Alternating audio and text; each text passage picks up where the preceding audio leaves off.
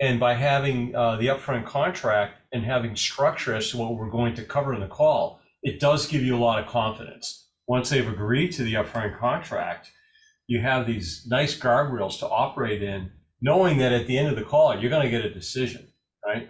And understanding that sometimes they don't want to give you a decision at the end of the call. And that's when you have to gently remind them of the verbal agreement they set up front.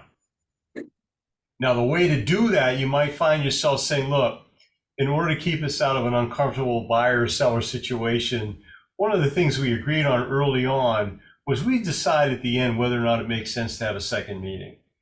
And I greatly appreciate it if we could stick to that verbal agreement and either schedule a second meeting or decide that there's no fit here if that's necessary.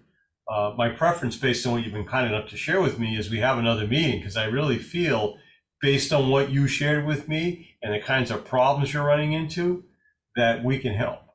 So what would you like to do? So sometimes you do have to remind them at the end of the call of what happened up front as far as that meeting, because they try to push you off or give you a put off or a maybe. Anyway, nice takeaway, Katie.